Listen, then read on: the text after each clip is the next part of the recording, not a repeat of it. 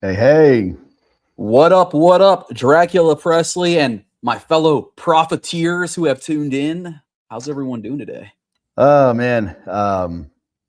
As you can see here, I'm in like I'm practicing my Resident Evil 9 skills. I'm in like a closet Okay. looking for the secrets. But no, yeah, my usual, I got my home set up, which is really nice. Mhm. The office setup's like kind of okay, like the office building that I got an office in. So today I am in it's actually like a whole ass conference room. So it looks Uh-huh. kind of funny. It's like I'm literally sitting at like a conference table that could probably sit like 20 people, and I'm just here Yeah. at the end. Yeah. So It's I'm sure it's quite spacious. It looks so claustrophobic from here. It does look like you're in a closet, you know? yeah, like I said, it's actually like this huge long room, but yeah, figured had to make do. Mhm. I had some technical issues yesterday, so we had to push off. I didn't want to delay again, so here I Hey. am live from the supply closet.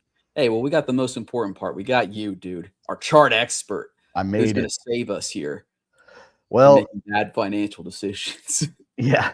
I don't know how much I can do with that, but I can say for those that like to watch our famous weekly cloud, Ooh, it's looking pretty hopeful right kissing here the right now. cloud, dude. I said last episode that this area was pretty dangerous because once we truly break down from here, uh, not a lot going on till like mid low 50s. Mhm. So was hoping to see we would hold. Um, we got a big God candle going on for the weekly so far. And as you can see here, just perfectly tapped the cloud. So it's flirting with re-entering the cloud here. Yeah. This is quite interesting. I've been seeing. I follow Benjamin Cowan, who does like a lot of charting for Bitcoin. Really famous. He's got millions of followers and all that shit. He called this March bounce.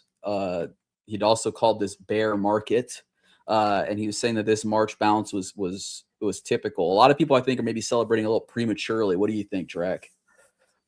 Yeah, I mean, I get the sentiment. I guess the example used is 2022, Hmm. where we hit all-time high.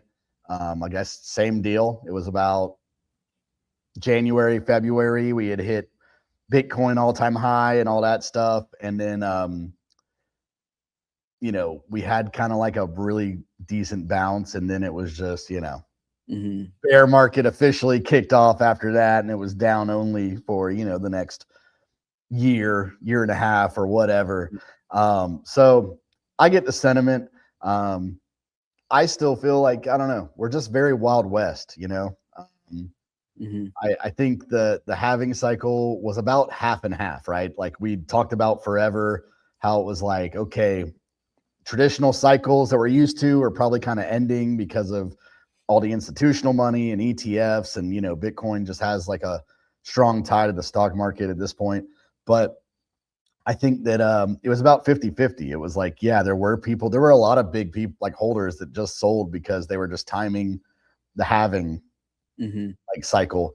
Um, but it still wasn't quite, it didn't play out like exactly how it would usually play out, right? So I'm not giving up hope yet. I still think that overall in the market, it's like, just looking at macro, it's like, you know, we got hit by 1010.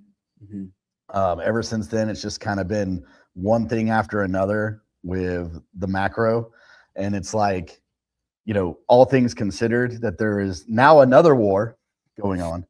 Yeah. Um, I think it's interesting. Now, I think there are people that also say this is another reason why we should not be faked out right now, is Mm. because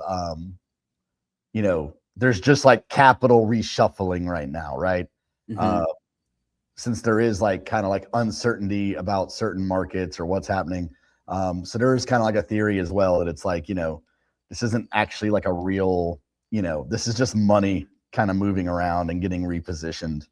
Um, so I don't know. I guess, like I said, we'll see. I would Yeah. like to believe that um, a lot of this downside has been because of the macro, and I'm hoping that some of this stuff gets wrapped up. It can be business as usual. Yeah, same here. You know, I will business as usual. I think with the cycles will be kind of we just keep going down, right? I'm kind of hoping that we see kind of a you know, the phrase this time it's different. I kind of feel like this time it might be different. I also wouldn't necessarily be surprised if we do hit like 50, 45K by like October. Yeah, You know, sell in May and go away, as they say. So I would expect that big crater hit us around then. But I expect us to crater around then. I feel here's what would invalidate my kind of bearish thesis here is if we do hit into that cloud. If we close into the cloud, I think that would be a strong enough sign for me to say, okay, this time it might actually be different. Maybe the stars are aligning because, like you said, a lot of big old Bitcoin whales have sold off into this latest all-time high. yeah, And you know, I mean, say it again and again, but we're kind of entering a new paradigm with this market. We're not in the, you know, early adopter phase so much anymore. We're kind of yeah, getting into the institutionalization of this asset. yeah. So it's Well, kind of in the big boys' hands, you know. yeah, and I mean, I don't know. It's interesting because I think you could kind of look at this either way, right? Um, you know, if you're going back to, let's see here, what's the best way to do this? 1 second. Sorry, this is a mess. Oh my god. Yeah, I got like this is like stuff from years, right? Uh-huh. Well, anyway, because it's so chaotic on the chart, um, what I will say is this, right? Is that the reason people are looking at 2022 is because there was two distinct legs up before it was just down only, right? Mm-hmm. So I think the argument truly is though is this area here is the part I'm looking at, right? Mm-hmm. Because some might argue that this is the first leg up. Mm-hmm. Then we're reshuffling, and then we're going to have another bounce up, right? I see. Because when you're looking at the 2022 version, you know, it didn't go sideways for like however many months, right? A year, basically. Yeah, like a year. So, like I said, that's kind of how I get back to the whole like 50-50 thing where I'm like, it sort of played out, it sort of didn't. So I truly am more like anything could happen at this point. So I guess the big question is, do you still think the adage is true that you should just be stacking sats no matter what, just DCAing constantly into Bitcoin at this point? Like, or have we found like the general top of this asset and it's just going to be kind of fluttering around here for forever? yeah, I think I will always DCA Bitcoin. But I do kind of feel like with these things being said about institutional money and ETFs and everything else, I think this is definitely not the top of Bitcoin. I don't think, but I think that we might see this play out way less violent, right? It might take, I think still this cycle, we're still going to make a new all-time high. I just think that, you know, I was before, like, I mean, we're talking like a year ago or a year and a half ago or whatever. There were people that were saying, you know, oh, it's, you know, all-time high is going to be like 500K, 250, whatever. I've always kind of been in the camp of, I do think we touch all-time high at least one more time, but I'm thinking more like 150, 160, something like that. If we're lucky, maybe like upper 100s, like 170, 175. I don't know. But yeah, I think that we're looking at, it's going to be a much slower grind up from here. Yeah, much slower, much more gradual grind Yeah. up. We're gonna be celebrating 5% returns on Bitcoin per year. It's gonna be like the freaking S&P. It is kind of tracking tech stocks quite well, I still think. Yeah. Saw Arthur Hayes post a little bit about that. We haven't seen a divergence in the correlation between Bitcoin price and just general tech stocks. Mm-hmm. It is interesting. Again, I keep coming back to this, but it is kind of history rhymes, right? So it's not that dissimilar. We keep going into wars and stuff, but this time it is a little bit different. Iran, we got a couple Iranians in our TG. If you guys haven't been in there, you got to get in there. And we were talking a little bit about Bitcoin and how they use it over there. And it's interesting to consider the effect that the war over there might be having on the markets, because I think they transact fairly heavily in Bitcoin in Iran due to a lot of, the embargoes and stuff. So curious stuff. Something to definitely keep our eyes on. I'm gonna be keeping my eye on it. But yeah, Godspeed, Bitcoin. Hopefully you flip around, dude, so I can start, living nice again. Yeah. Stop I still eating. think, like I said, I still think we got at least one more all-time high in us before now. For the end of the world. Yeah, pretty for much. Total thermonuclear destruction. Yeah. So we just got to keep watching. Like I said, it tapped the cloud, gave me a little glimmer there. But we will keep watching. Ethereum, kind of like, I think our last episode we had this crazy like shitcoin Ethereum pump. This was like the daily. So had another leg up, chilled out a little bit. The mean reversion has it wanting to go like mid 2000s, somewhere around there. Hey, your old strategy is that when it dips below 2000, grab some. It worked this time. The new one didn't work. When it goes below 3000, buy some. But the new one worked, or the old one worked. Yeah, 2000 has always been in play, where it's like if it goes below 2000, just buy some, or if it's around 2000, hey, you might. I mean, even if you're just flipping it to mid 2000, 3000, whatever, that's not a bad deal. But I mean, there's so many stats with Ethereum that are crazy, right? I mean, it's like it's basically trading at like what it was trading at like 4 or 5 years ago. Just complete misery. It's like, what? I don't know. Like, is there any end to like the Ethereum supply, like that they can just sell like whenever they feel like it? I don't know. Basically, no. But like, I don't know. Isn't that kind of like the beauty of Ethereum, dude? Is it's kind of gonna have like, do they even want it to appreciate a lot, or do they want to kind of keep it in like a reasonable price zone? I think to continue to decentralize it. And Ethereum Foundation's gone under a lot of changes in the last like year and a half or so. But I will say the classic stance was a very akin to like an Andre Cronje, where it was like, I don't really care about the price. It's this or that. It's like, I think that like the original vision of Ethereum was like the equivalent of like, I don't know, like World Computer or so, like I don't think ever in their wildest dreams that they imagine that Ethereum would even be $1,000. It's supposed to just, they like the original view was just kind of like, this is just the token that powers the world computer. So it doesn't really matter. It shouldn't be very expensive, but it doesn't matter. So I think that's changed a lot, obviously.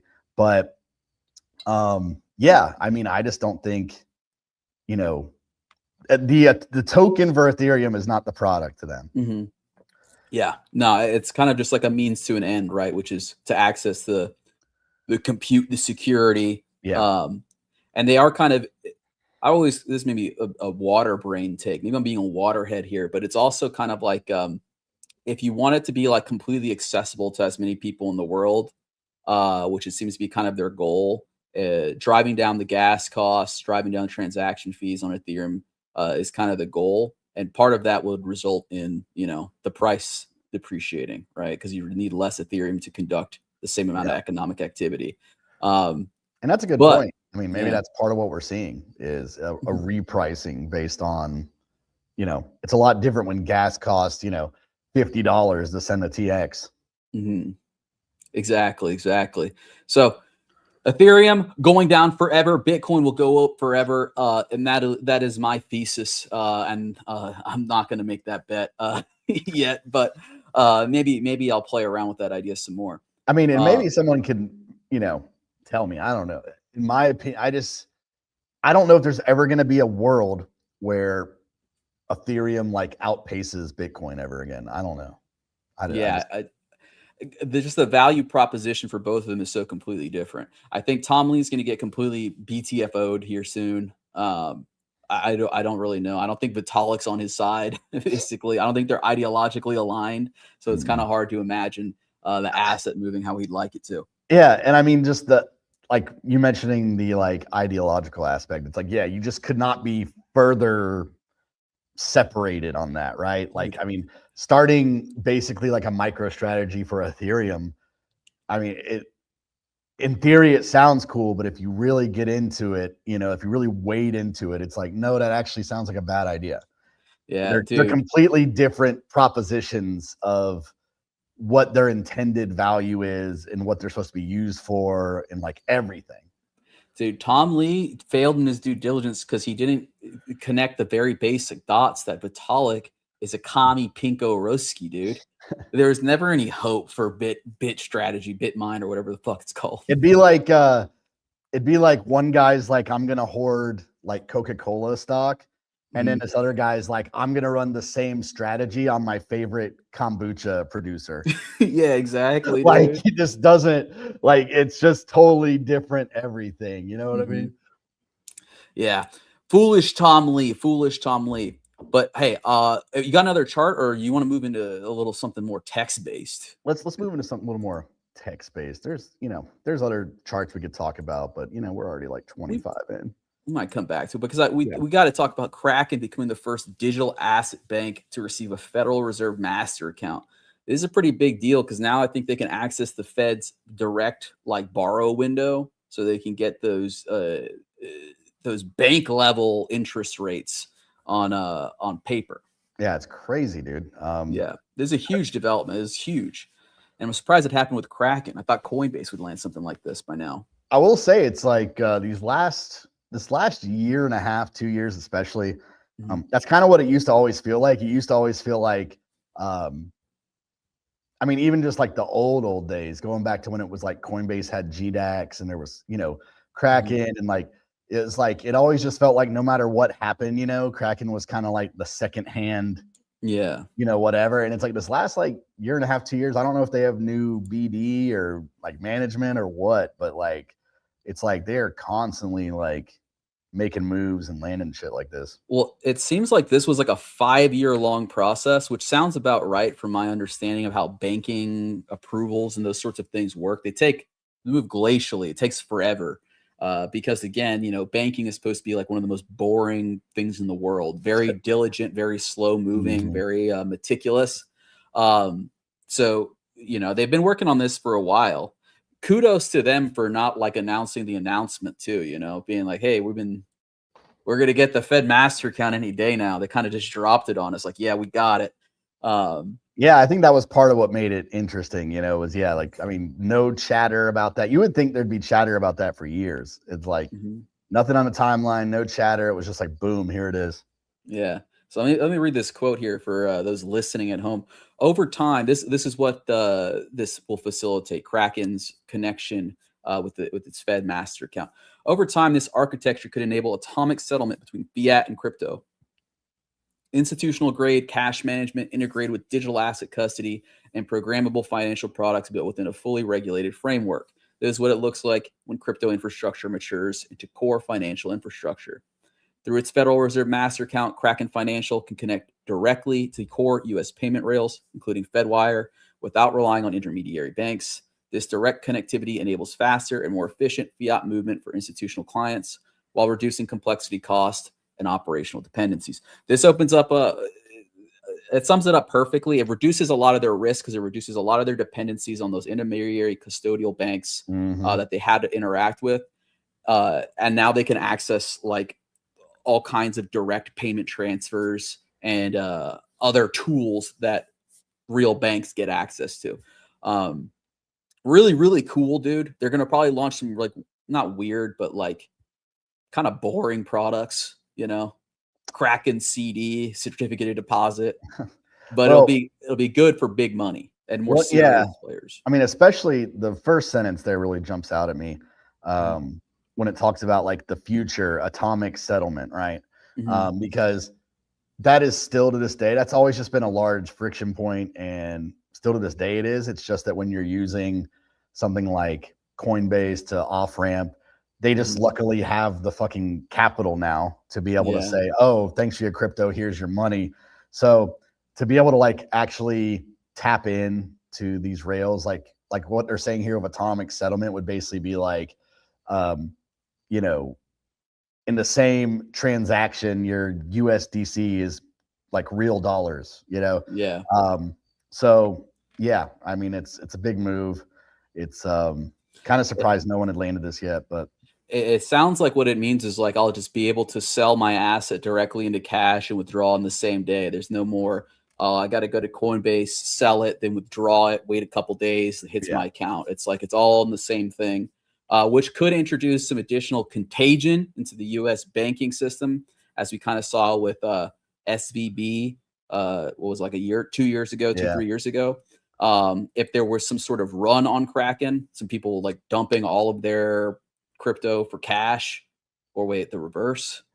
Yeah, they're trying to pull all the cash out. So Kraken would then would have access to like FedWire and all this stuff with the overnight. I'm assuming they would also get access to the overnight lending market for banks. But I don't think I honestly still don't think crypto is big enough for that to be a serious concern. Also, 5 years in conversation with these guys, they must have worked something out. But big ups to Kraken. Hopefully, it makes our prices go up. Some positive narrative here in the bleakest of springs. Yeah, I had something here that was, you know, we're still talking about. We're still talking about Jane Street. So it was like an episode or two ago. You know, Jane Street was finally pretty much like legal, you know, like down to legal documents, called out for involvement in the Terra Luna crash. But what mysteriously happened after they caught all this heat, they got, you know, officially named in this Terra Luna trial a week after they straight up got kicked out of basically the Indian stock market. Oh yeah, I saw that. So what people were then starting to talk about was, okay, like, notice what's been happening with the prices in these last, like, you know, 10 days or so. There's this famous 10 a.m., you know, it's a theory. There's this famous, every single day, there was like this 10 a.m. dump. And people had, you know, claimed to have linked it to Jane Street, basically just algo selling every day at 10 a.m. This was like a Woo blockchain article where probably not as fun as people would hope. You know, you would hope it'd be like, here's all the terrible things that Jane Street's doing or has done. But in a way, they're kind of, I wouldn't go as far as saying they're clearing Jane Street, but what they're saying is that you're witnessing at 10 a.m. is, you know, US market opens, and then people are, you know, after the open, they're making buys, sells, or whatever. Then they start looking into stuff like, you know, rebalancing, like more like hedges and, you know, basis trades, carry trades, that kind of stuff. And the idea is that because there's been a liquidity problem in crypto for, you know, this last year, I would say, they are kind of like saying it's not really like, it's because we do have all these institutions with positions, but the liquidity is nowhere near, you know, the stock market. Yeah. So people, like I said, they make their moves right at the market open, you know, most volatile time of the day.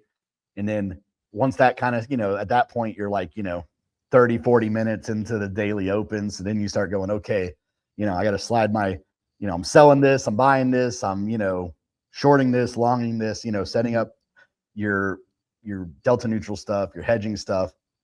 And it's just that the market is, you know, the liquidity is too thin. So look, I agree that this is probably a big piece of the puzzle here, but I don't buy it. I still am on the conspiracy side. This is where SBF graduated from, right? These guys use extremely complicated algorithms to do their trading. They're not guys sitting at a terminal and putting an order. They have a system that's running, and that could explain the timeliness of it, that their algorithm is always hitting at exactly 10 a.m. because it's identified that that's the time to do these plays. Yeah. But they know what the effect this will have on thin liquidity, and they're capitalizing on it. True. So they know what they're doing. It's not like a whoops, I had to do it. I call it an accident. It's Yeah. like, oh yeah, I know I'm dumping at 10 a.m. I know I'm pushing the price down for their own gain. That's my Well, thing. yeah, because of course you also have to look at on top of the 10 a.m. selling theory, it's because it gets sold and then it bounces right after. Yeah. So they create their own entry, dude. yeah. You know what I'm saying? Yeah. So but I guess it's tough. It's like, there's people out there that say, oh, like here are the wallets, and then other people are like, no, those aren't the wallet. It's like it'd be nice if like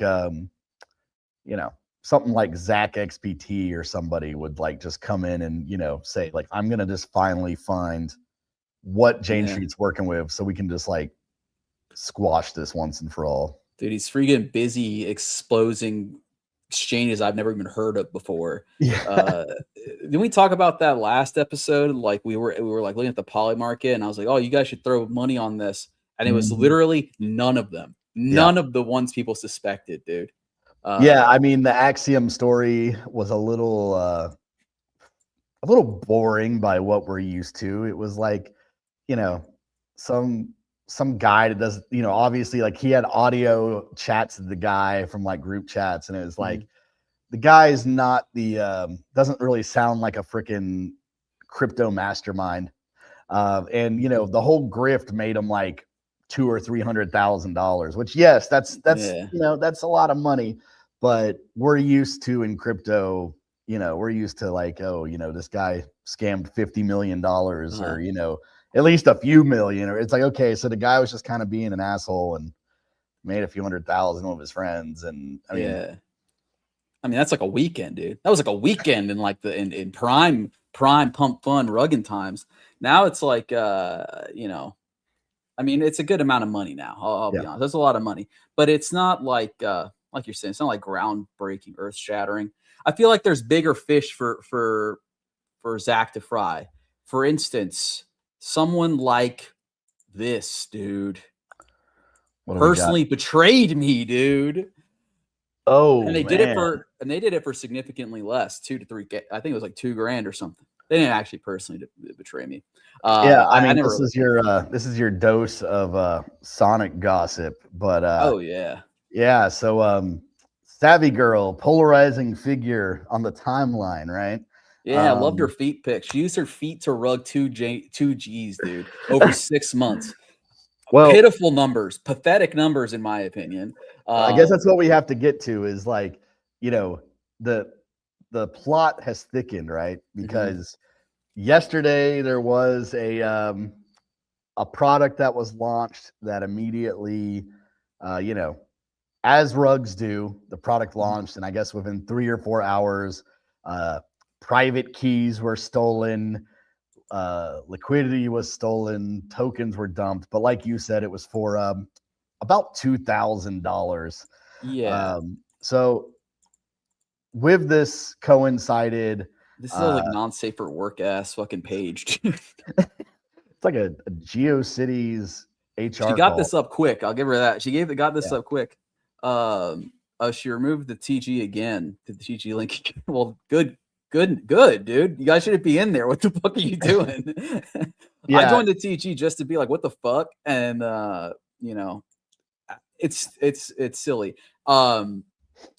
Bad look. I just wanted to talk about it briefly because I did interact with her before. I hope no one that thought I was giving her any kind of legitimacy. I thought it was just funny, dude. It's a funny ass thing. It's some girl posting her feet trying to get you to deposit liquidity pools and vaults. Like, what are you smoking, dude? Don't do that. I will say that we have, me and you both have gotten in trouble over the years for our humor and our sarcasm doesn't always translate to people who, English is not their, like, for instance, that's true. I had, somebody, was talking to me about something, and I made a joke about a rug. Like, yeah, like me and this guy, because I guess there was already like, it was conversation about Cabal stuff, like Phantom Sonic Cabal. And so, yeah, like me and this guy, we're working on our next project to rug, $50,000. It was like totally deadpan sarcasm. And it was like, I had this guy who,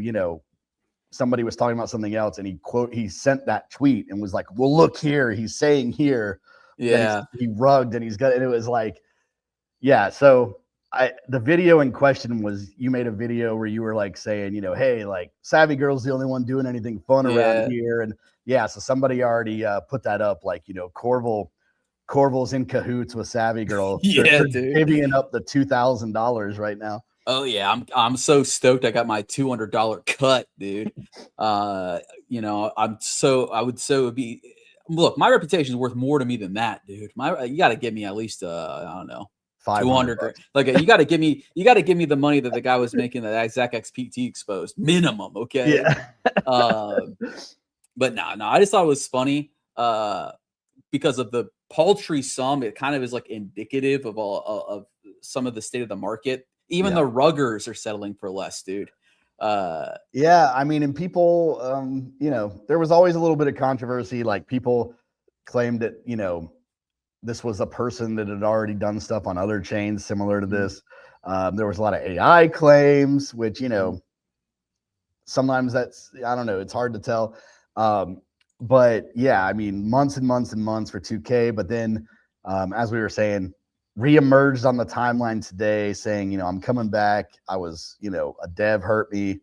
But apparently everything's already been deleted again. So I was talking about this earlier. I said there is a move I used to see like way back in the day, especially on like BSC and stuff, where it was like the double dip. It was like, I mean, so the play was looking a little familiar, so hopefully it wasn't the case, but it was like you do the rug, day or two comes by, you go, guys, I'm so sorry. I'm here to make it right. I got rug 2. Like, we're going to fix it. Let's do it.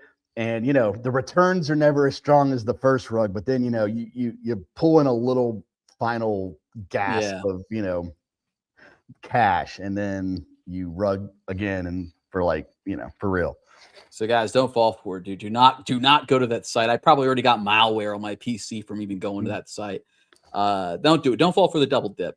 It is a strategy. It's a very silly strategy. You get like what, $100 at this point. Yeah, it's like the diminished returns are usually very, it's very low, but I guess it's still a little extra money on top. Yeah.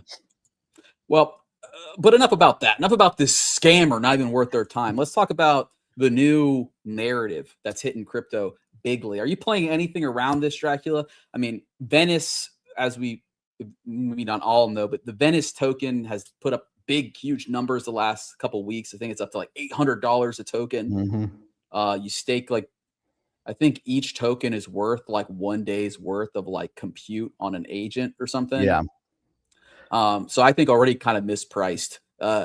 Yeah, I mean, it was like when Venice came out, when people were scooping up the tokens for under $100 or whatever, you could rack up some serious computing power. But yeah, now that it's going for like $800-900 a token, hard to get 30 of those and then find a way to. You have to be running some kind of just insane farm or something to justify needing like that kind of computing power. But yeah, I mean, there was actually a project that I knew of that had kind of done this even earlier. And at this point, Venice, that whole thing is, I think it came out like end of summer, fall last year. But I think you saw that early on where it was like, how can you tie in Ponzi-nomics, true Ponzi-nomics? Because like, for instance, when AI first started, everybody just had an agent, and you could just have a token. You're like, here's an agent, and it's a token. And do they even have anything to do with each other? Not really, but it has the token. So it was an interesting way I found, like, you can kind of Ponzi-fy with at least, offering, some kind of AI credits or service, or, I mean, how they're doing it, I don't really know. Especially when it was really, I guess maybe the idea with the model was like, you're going to kind of like eat shit for a little bit, but I don't know how they're getting that stuff that cheap to be able to, Yeah, they had like some intermediary service they were using that gave them some kind of deal, but it's still like, now I would say the asset is mispriced. I mean, it still might run up. I don't know. Don't take this as financial advice, but I'd be wary of getting in on something like Venice now, just because if the core value prop is that you get compute based off how many tokens you have. I mean, actually, maybe I didn't even consider the time aspect of it. I dropped 60 grand for like a month's worth of compute, but I have a month worth of compute forever. I have free compute forever. That might be good. But I wanted to talk about it in the broader sense, in that, CoinMarketCap had this new launch. Binance has also launched services similar to this, AI agent focused products. This is like the new hotness right now in crypto.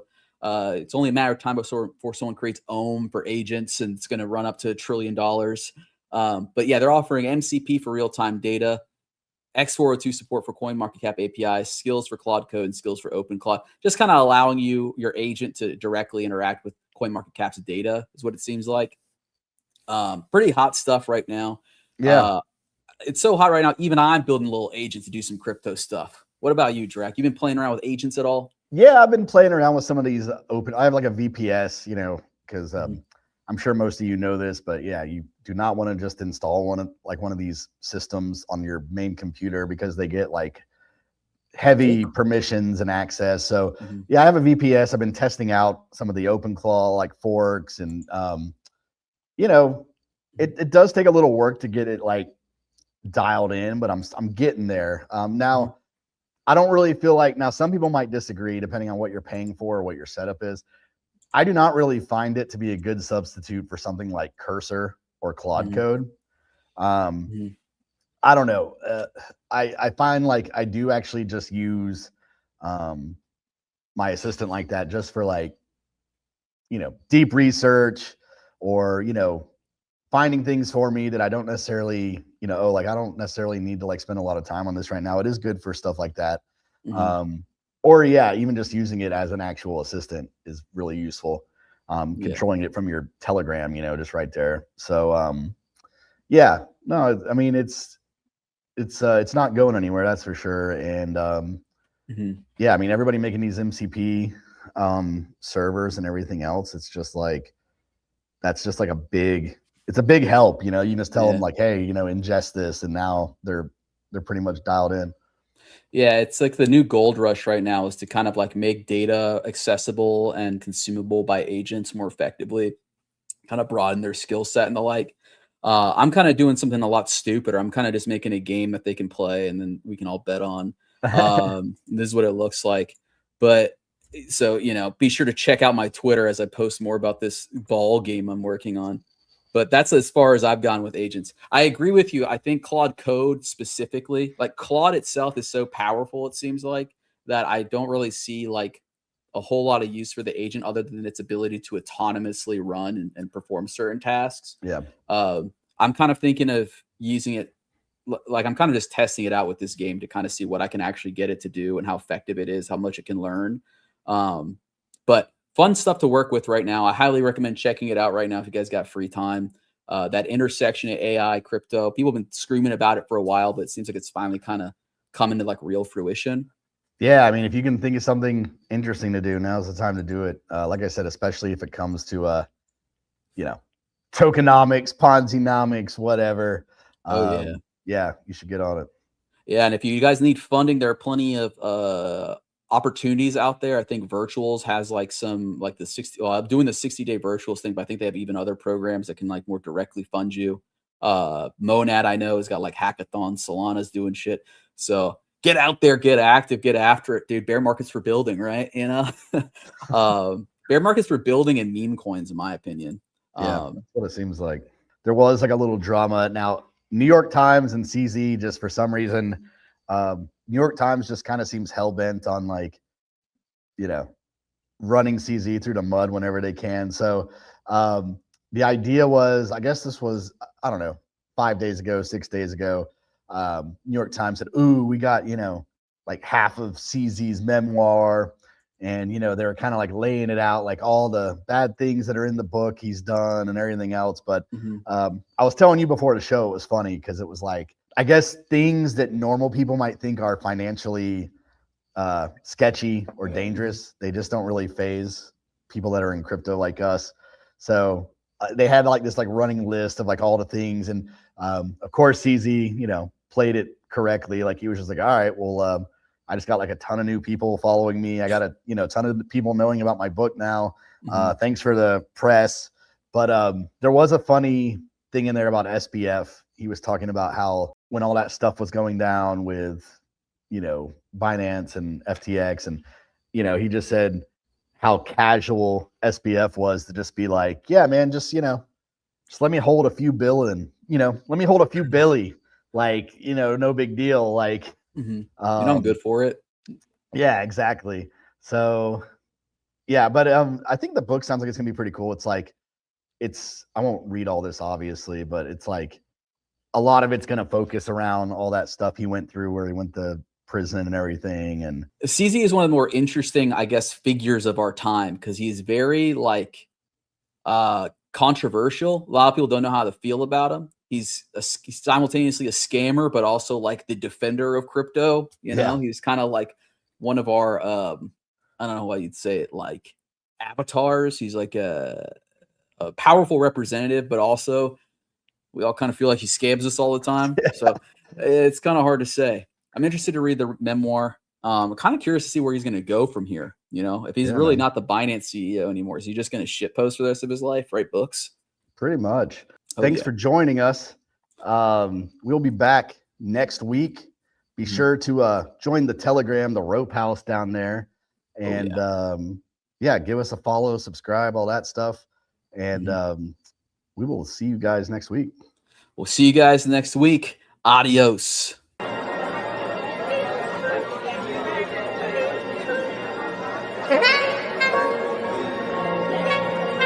Nothing Ever Profits is Mason Corval and Dracula Presley.